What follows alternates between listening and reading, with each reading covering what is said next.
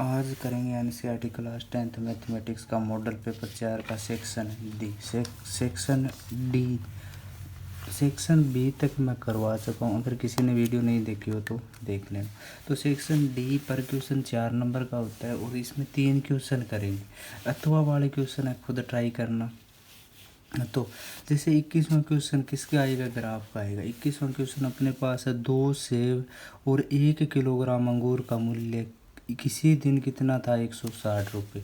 तो यहाँ एक तो अपने पास आ रहा है सेब और दूसरा क्या आ रहा है, अंगूर। तो मान लेंगे, माना एक सेब का मूल्य कितना है, मूल्य मान लिया भाई 1 रुपये, और एक अंगूर का मूल्य 1 किलोग्राम सेब है तो 1 केजी सेब का मूल्य कितना है, 100, और 1 किलोग्राम अंगूर का मूल्य कितना है, y रुपये। अब देखो पहली कंडीशन देखो, प्रथम शर्तानुसार प्रथम क्या शर्त दे रखी है अपने को, 2 किलोग्राम सेब है और 1 किलोग्राम अंगूर का मूल्य 160 रुपये है। तो 2 किलोग्राम सेब है तो अगर 1 किलोग्राम का x है तो 2 किलोग्राम की क्या होगी, 2x प्लस 1 किलोग्राम अंगूर का मूल्य y है। यहाँ 1 किलोग्राम का मान रखा है तो प्लस y बराबर कितना आएगा, 160। समीकरण नंबर 1 तो अपनी ये बन गई। अब इसी प्रकार दूसरी समीकरण बनाएंगे। दूसरी 1 महीने बाद कंडीशन दे रखे, 1 महीने बाद कंडीशन दे रखी है भाई 4 किलोग्राम सेब और 2 किलोग्राम अंगूर का मूल्य 300 रुपये। तो यहाँ से द्वितीय शर्तानुसार 4 किलोग्राम सेब और 2 किलोग्राम, 4x प्लस 2y बराबर कितना है, 300। ये आ गई समीकरण नंबर 2। इसी प्रकार 2 समीकरण बनानी है। पहले अपनी आई है 2x प्लस वाई बराबर 160 और दूसरी समीकरण क्या आ गई, 4x प्लस 2y बराबर 360। अब इसको ग्राफ पे हल करना है तो मैं इसको ग्राफ पर ही हल कर लेता हूँ। तो पहले इसकी समीकरण बनानी है। इसमें कम से कम एक समीकरण से 3 मान निकालने हैं। किससे कितने निकालने हैं, 3। तो पहली समीकरण अपना है 2x प्लस वाई बराबर 160 और दूसरी समीकरण क्या आई है, 4x प्लस 2y बराबर 300। ये 2 समीकरण आ गई। अब पहली समीकरण को हल करेंगे, पहली समीकरण को हल करेंगे, समीकरण 1 और ये समीकरण 2 है। इससे 1 का मान निकालो। अगर मैं यहाँ से देखो y इधर रख लेता हूँ, 160 माइनस 2x कर सकता हूँ। x का मान अब देखो 0 मान लेंगे तो 160 आ जाएगा, बहुत बड़ा मान आएगा। तो इस से बचने के लिए क्या, x का मान कुछ बड़ा मानेंगे। जैसे x का मान लिया मैंने 50, पहले क्या मान लिया 50, या मान लो पहले माना 50, माना x बराबर कितना है 50। तो y का मान देखो 160 माइनस 2 गुणा में 50। तो y का मान क्या आएगा, 160 माइनस 100 कितना आएगा, 60। तो पहला मान ये आ गया, x का 50 माना तो y का कितना आ गया, 60। अब दूसरा माना x बराबर कितना मान लो 60, तो y का मान कितना आएगा, 160 माइनस 2 गुणा में 60। तो 160 माइनस 120 यानी y का मान कितना आ गया, 40। इसी प्रकार तीसरा मान मानना है, माना x बराबर 70 मान लो तो y बराबर कितना आएगा, 160 माइनस 2 गुणा में 70। तो 160 माइनस 140 यानी y का मान क्या आ गया, 20। ये 3 मान निकालें, इसकी सारणी बना दो। यहाँ सारणी बना देंगे, जैसे x और y का, ये x का है ये y का। x का पहला 50 मानना है, फिर कितना मानना है 60, फिर कितना मानना है 70। y का क्या आया, पहली कंडीशन में आया अपने पास 60, दूसरी कंडीशन में कितना है 40, तीसरी कंडीशन में कितना है 20। ये इसी प्रकार दूसरी समीकरण दे रखी है, ये इसके मान निकालने। इसके मान निकालेंगे तो यहाँ से देखो 2y बराबर 3, 4x प्लस 2y बराबर 300। अगर मैं 2y को इधर रखूँगा तो 300 माइनस 4x, तो y का मान क्या आएगा, 300 माइनस 4x बट्टे में ये 2 इधर गुणा में तो इधर बट्टे में जाएगा। अब y का मान x का मान ध्यान से मानना पड़ेगा भाई कुछ है। तो अगर मैं यहाँ से देखो x का मान 50 ही मान लेते हैं, माना x बराबर 50। तो y का देखो क्या आएगा 300 माइनस 4 गुणा में 50/2। तो y का मान 300 माइनस 4 200 आएगा बटे 2, यानी 300 में से 200 घटाएंगे कितना आएगा 100/2, यानी ये आ गया 50। तो पहला अगर x का 50 माना तो y का भी कितना आ गया 50। दूसरी कंडीशन में x का मान लो 60 माना, x बराबर 60, तो y बराबर 300 माइनस 4 गुणा में 60/2। तो यहाँ से 300 में से 6 जो का 24, 240 घटाएंगे बटे 2, तो कितना आएगा 60/2, यानी y का मान कितना आ गया 30। फिर अगले कंडीशन में माना x बराबर मान लेंगे, यहाँ पर x बराबर क्या माना है मैंने, यहाँ 50 या 60 70 मान लेते हैं 70।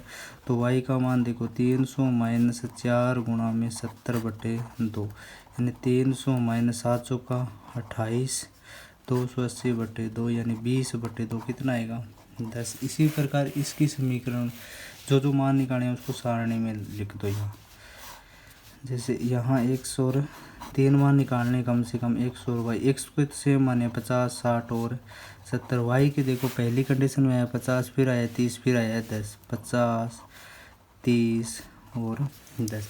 अब ये जो मान लिखे हैं इसको किस में ड्रॉ करना है, ग्राफ में। तो ग्राफ वाला क्वेश्चन काफ़ी इम्पोर्टेंट है, तो इसको ढंग से करना। अगर 4 नंबर का है ये भी ध्यान रखना। तो पहले देखो ग्राफ वाला क्वेश्चन, यहाँ से मान लो मैंने ये ग्राफ पेपर ले लिया। अब अपने पास नेगेटिव में मान नहीं है ना, तो सारा किस में काम करेंगे, पॉजिटिव में। तो यहाँ से देखो मैं एक लाइन यहाँ बना लेता हूँ, जैसे यहाँ एक लाइन ये खींच ली और दूसरी इधर सारा पॉजिटिव चाहिए, तो अपने को ये दूसरी लाइन कहाँ खींचनी है, यहाँ। ये अब इधर किस, ये एक्स कौन सा होता है एक्स, और ये एक्स कौन सा होता है वाई। ये एक्स कौन सा होता है वाई, मान लो वाई यहाँ डिनोट कर लेते हैं। तो अब देखो ये मूल बिंदु है, कौन सा बिंदु है, मूल बिंदु है। तो इसके निर्देशांक क्या आएंगे 0,0 0,0। फिर अब पैमाना लिखना पड़ेगा यहाँ पर भाई, पैमाना क्या लेने। तो पैमाना अधिकतम मान देखना पड़ता है 70 तक। अब अधिकतम मान इन सारणियों में देखो कहाँ तक जा रहे हैं, एक्स का 70 जा रहा है, वाई का 60 है, यहाँ दोनों का 50 है और 70 है। तो पैमाना क्या मान लेते हैं, माना एक एक्स और वाई एक्स दोनों साइड एक साइड लिख देंगे। यहाँ पर पहले पैमाना लिखना पड़ता है, पैमाना क्या मान लेंगे, एक्स और वाई एक्स पर दोनों एक साथ एक बड़ा डिब्बा बराबर 10 इकाई। कितनी मानी है मैंने 10 इकाई। तो अगर ये कोमा मूल बिंदु 0,0 है तो ये बिंदु कौन सा आएगा फिर 10, ये बिंदु 20, ये बिंदु 30, ये बिंदु 40, ये बिंदु 50 और ये बिंदु 60 और ये बिंदु कौन सा आ गया 70। इसी प्रकार वाई साइड चल रहा है 10 20 30 40 50 60 और 70। अब अगर पहली समीकरण को मैं ड्रॉ करूँ इस समीकरण को, तो पहली समीकरण में पॉइंट अपने पास देखो क्या क्या है। पहली समीकरण में x का 50 है तो y का भी कितना है 60 है, 60 है 40 है और 70 है 20 है। इसको मैं ड्रॉ कर रहा हूँ। तो पहले देखो x का 50 है तो y का कितना है 60, तो x साइड 50 चलना और y साइड कितना चलना है 60। तो यहाँ से देखो मैं यहाँ 50 है और यहाँ कितना है 60, तो ये पॉइंट कहाँ आएगा, यहाँ। ये पॉइंट कहाँ आएगा, यहाँ। दूसरा अगर x साइड 60 और y साइड कितना है 40, तो x साइड 60 तो ये आ गया, y साइड 40 कहाँ है, यहाँ। तो दूसरा पॉइंट कहाँ आएगा अपना, यहाँ।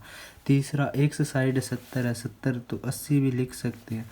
तो x साइड कितना है 70 और y साइड कितना है 20, तो 70 और 20 का लगभग कहाँ आएगा, यहाँ। अब ये तीनों बिंदु लिख दिए। अब तीनों बिंदुओं को मिलाते हुए क्या खींच दो, एक लाइन। जैसे मैं तीनों बिंदुओं को मिलाते हुए एक लाइन खींच रहा हूँ, ये तीनों बिंदुओं को मिलाते हुए क्या खींच दी, एक रेखा। तो अब इसे लाइन का नाम लिखना है। तो ये अपनी लाइन है 2x प्लस वाई बराबर कितना है 160। ये पॉइंट भी लिख सकते हो, ये अपना है 50,60 और ये पॉइंट आया अपना 60,40 और ये पॉइंट कितना है 70,20। इसी प्रकार दूसरा ग्राफ, दूसरी लाइन है, दूसरी लाइन पर देखो x का मान 50 है तो y का मान भी कितना है 50, x का 50 है y का 50 है, 60 पर y का मान 30 है और 70 पर y का मान कितना है 10 है। तो पहले 50,50 को ड्रॉ करेंगे तो 50,50 कहाँ पॉइंट आएगा यहाँ। दूसरा अगर 60,30 को ड्रॉ करना है, 60,30 कहाँ आएगा यहाँ। तीसरा अगर 70,10 को ड्रॉ करना है तो कहाँ आएगा यहाँ। तो ये पॉइंट आएगा इससे। ये रेखा हमेशा इस समीकरण का क्या है कोई हल नहीं है और रेखाएं हमेशा क्या रहेगी समांतर, क्या रहेगी समांतर। तो ये भी ध्यान रखना है, ग्राफ को ड्रॉ हल पूछ ले तो इसका क्या है कोई हल नहीं है, रेखाएं हमेशा क्या रहेगी समांतर। ये अपना 50,50, ये को पॉइंट आया 60,30 और ये पॉइंट आया 70,10। ये लाइन की समीकरण क्या थी अपने पास 4x + 2y = 300। एक क्वेश्चन में करवा दिया, दूसरा क्वेश्चन खुद ट्राई करना। तो यहाँ से ये पूरा क्वेश्चन है, इसको पूरा प्रॉपर वे में करोगे तभी 4 नंबर मिलेंगे, तो इसको थोड़ा ध्यान से कर लेना। उसके बाद में अगला क्वेश्चन अपना है इसका, अगला क्वेश्चन है ट्रिग्नोमेट्री का है। ट्रिग्नोमेट्री के भी एक ही क्वेश्चन करेंगे, एक क्वेश्चन है खुद करना है। तो ट्रिग्नोमेट्री का पहला पार्ट मैं करवा देता हूँ। जैसे यहाँ लिखा हुआ है sin थीटा -2 sin³ थीटा, पहला पार्ट है इसका। LHS लेने पर अगर ये पार्ट कर रहे हैं तो इसका LHS क्या है sin थीटा -2 sin³ थीटा बट्टे में क्या चल रहा है अपना 2 cos³ थीटा माइनस है cos थीटा। अब देखो ऊपर से मैं sin थीटा कॉमन ले रहा हूँ, नीचे से क्या ले रहा हूँ cos थीटा। तो अगर मैं sin थीटा कॉमन लूँगा यहाँ से तो 1 माइनस आ गया 2 sin² थीटा बट्टे में। अगर cos थीटा कॉमन लूँगा तो क्या 2 cos² थीटा माइनस क्या बचेगा cos थीटा। अब यहाँ से देखो एक का या तो इसका यहाँ एक ही बचेगा ना, यहाँ नीचे एक बचेगा। अगर देखो sin थीटा पहले सर्व समीकरण पढ़ रखी है, क्या होता है sin² थीटा + cos² थीटा बराबर क्या होता है 1। अगर मैं यहाँ sin² थीटा का मान निकालना चाहूँ तो sin² थीटा का मान क्या होता है 1 माइनस cos² थीटा। तो इसको हल करेंगे तो यहाँ से आएगा sin theta 1 minus 2, sin theta की जगह क्या रखेंगे 1 माइनस cos² थीटा। तो 1 माइनस cos² थीटा बट्टे में क्या चल रहा है cos theta 2 cos² theta minus है 1। अब इसको हल कर लेंगे थोड़ा। sin थीटा बट्टा cos थीटा क्या होता है tan थीटा। तो यहाँ से इसका मान रख लेंगे tan थीटा ब्रैकेट में 1 2 का 1 के साथ गुणा क्या होगा 2। अगर ये माइनस का है तो क्या आएगा -2 + 2 cos² थीटा बट्टे में क्या चल रहा है 2 cos² थीटा माइनस 1। अब देखो इसको हल करो, 2 में से 1 घटाएंगे तो क्या बचेगा 1, वो भी माइनस का। तो थोड़ा अरेंज कर लेते हैं। tan थीटा बराबर क्या आएगा, ये पहले लिख दो प्लस वाला 2 cos³ थीटा बट्टे में माइनस में क्या है ये 1 गया, 2 में से क्या बचा 1 बट्टे में 2 cos² थीटा माइनस 1। यहाँ स्क्वायर था तो इससे ये पूरे से ये कटा। अब बचा क्या यहाँ पर tan थीटा बराबर किसके है RHS है साइड, बराबर किसकी है RHS साइड। तो ये क्वेश्चन थोड़े स्टेप का है। उसके बाद में अगला इसका लास्ट क्वेश्चन है 23वां का पहला पार्ट कर लेते हैं। तो पहला पार्ट दे रखा है निम्नलिखित बंटन भारत में उच्चतम माध्यमिक स्कूलों में राज्यों के अनुसार शिक्षक विद्यार्थी अनुपात को दर्शाता है। इन आंकड़ों का बहुलक और माध्य ज्ञात कीजिए। तो क्या ज्ञात करना है, पहला बहुलक और दूसरा क्या ज्ञात करना है माध्य। या पहला बहुलक ज्ञात करेंगे तो पहले देखो बहुलक में क्या है वर्ग अंतराल अपने को दे रखे हैं, यहाँ वर्ग अंतराल दे रखा है और दूसरा क्या दे रखा है बारंबारता या f दे रखा है। तो यहाँ से देखो वर्ग अंतराल 15 से 20, 15 से 20, 20 से 25, 25 से 30, 30 से 35, 35 से 40, 40 से 45, 45 से 50 और 50 से कितना है 55। बारंबारता देखो क्या क्या दे रखे, पहले दे रखे 3, 8, 9, 10, 3, 0, 0, 2। अब बहुलक ज्ञात करना है तो इसमें देखो इस वर्ग में जाकर देखेंगे सबसे अधिक बारंबारता किस ग्रुप की है, इस, तो ये इसके सामने वाला ग्रुप क्या कहलाता है, बहुलक वर्ग। ये क्या कहलाता है, बहुलक वर्ग। ये हो गया अपना बहुलक वर्ग। तो बहुलक का फॉर्मूला याद होना चाहिए हमेशा, एक एग्जाम में पक्का आएगा। बहुलक बराबर होता है L plus F1 minus F0 2F1 minus F0 minus F2 गुणा में किसके होता है, H के। तो बहुलक बराबर L का मान कितना आया 30। अब देखो यहाँ से पहले L का मान तो अपने पास आ गया 30, F1 का मान, ये किसका मान होता है, F1 का उच्चावर्ती ग्रुप में देखेंगे तो F1 आ गया अपने पास 10। H का मान निकालेंगे 35 में 30 घटा लो कितना आएगा 5। उसके बाद में F2 कितना है, F2 3 और F0 कितना है 9। F0 कितना, इससे जस्ट पहले वाले ग्रुप की बारंबारता होगी F0 की, F2 इससे जस्ट आगे वाले की। तो बहुलक बराबर क्या आएगा, देखो बहुलक बराबर L का मान देखो कितना निकाला है 30 प्लस F1 कितना है 10 माइनस 2 बट्टे में 2 गुणा में 10 माइनस F0 कितना आया 2 माइनस F2 3 गुणा में H कितना है 5। तो बहुलक का मान 30 प्लस 10 में से 2 घटाएंगे कितना बचेगा 8, 10 दूना 20, 20 में से अगर 5 घटाए कितना बचा 15 गुणा में 5, तो 5 से कम 5 5 दिया 15। तो बहुलक आएगा 30 प्लस 8 बटे 5। तो 30 प्लस 8 में 5 का भाग देंगे कितना आएगा 1.6, तो इसका आ गया 31.6। बहुलक तो अपना क्या आ गया 31.6। अब दूसरा ज्ञात करना है माध्य। दूसरा क्या करते हैं माध्य। तो माध्य ज्ञात करते टाइम कोई विधि यूज कर सकते हो इसका, जैसे मान लो दूसरा ज्ञात करना है माध्य। तो पहले अपने को वर्ग अंतराल दे रखा है, वर्ग अंतराल। दूसरी क्या दे रखी है बारंबारता, यानी F ले ले। तो वर्ग अंतराल देखो कहाँ है, 15 से 20, 20 से 25, 25 से 30, 30 से 35, 35 से 40, 40 से 45 और 45 से 50 और 50 से 55। ये वर्ग अंतराल। बारंबारता देखो, बारंबारता पहले दे रखी है 3 8 9 10, 3 8 9 10। उसके बाद में 3 0 0 2, 3 0 0 2। अब माध्य ज्ञात करते टाइम अपने को मान किसका चाहिए, x का। मान किसका चाहिए, x का। तो पहले किसका मान निकालेंगे, x का। तो x का मान निकालते टाइम बताया था मैंने कैसे निकालना भी। दोनों 15 और 20 को जोड़ो और किसका भाग दे दो 2 का। तो अगर मैं मान लो x वर्ग चिन्ह निकालना चाहूँ, क्या वर्ग चिन्ह x का मान, तो 15 और 2 20 कितने हो गए 35। अगर 35 में 2 का भाग देंगे तो कितना आ गया 17.5। फिर आके 5 जोड़ते जाओ क्या आएगा 22.5, फिर 27.5, 32.5, 37.5, फिर 42.5, फिर 47.5 और फिर लास्ट में क्या आएगा 52.5। अब इसको कोई सी भी विधि से कर सकते हो। मैं हमेशा कौन सी विधि से करूँगा, कल्पित से। अगर मान लो आप चाहो तो प्रत्येक से कर सकते हो, पर प्रत्येक से गुणा क्या होगा बड़ा हो गया। अगर मैं कल्पित से करूँगा तो यहाँ देखो वर्ग कितने 1 2 3 4 5 6 7 8 है। तो एक का मान मैं क्या मानूंगा 3 और 4 में से जो मर्जी मान सकते हो। मैं क्या मानूंगा ये 37। तो मानना ए बराबर कितना है 37.5। ए बराबर कितना है 37. अगला स्टेप क्या है, डी होता है x माइनस ए।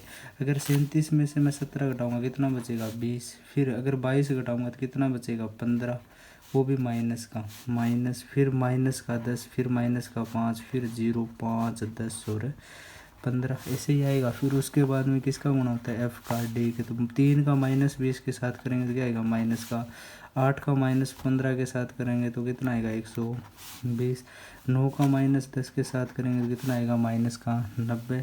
फिर 10 का माइनस 5 के 50 5 के साथ करेंगे तो माइनस का 50। 3 का 0 के साथ किया तो 0, 5 का 0 के साथ किया तो 0, 0 का 10 के साथ किया तो 0 और 2 का 15 के साथ किया तो 30। तो ये हो गया अपना सिग्मा एफ टी। अब सिग्मा एफ का जोड़ देखो कितना आ रहा है, कितना आ रहा है 35। कितना आ रहा है 35। अब इसको जोड़ दो 60 और 120 कितने हो गए 180, और 180 और 90 270, और माइनस के अपने पास आएंगे 320, माइनस के कितने आएंगे 320, और प्लस के कितने हैं 30, दोनों को घटाएंगे तो कितना बचेगा माइनस का 290। तो माध्य एक से बार बराबर क्या होगा 1 प्लस सिग्मा एफ डी बटे सिग्मा एफ। ए का मान तो मान रखा है कितना 37.5, प्लस सिग्मा एफ डी कितना है माइनस का 290 बटे सिग्मा एफ कितना है 35। अब इसको काट दो 5 से, 5 5 25, 8 5 40, 58 है, 35 को काटेंगे तो 7, तो लगभग ये 7 7 8 56।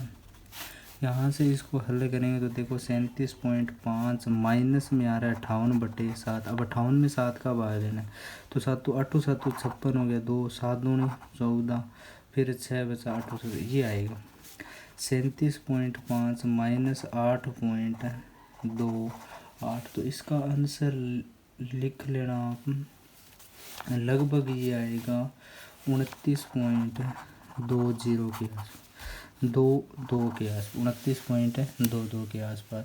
तो वीडियो पसंद आए तो लाइक करना, चैनल को सब्सक्राइब करना। मिलते हैं नेक्स्ट वीडियो में मॉडल पेपर 5 के साथ, तब तक के लिए बाय।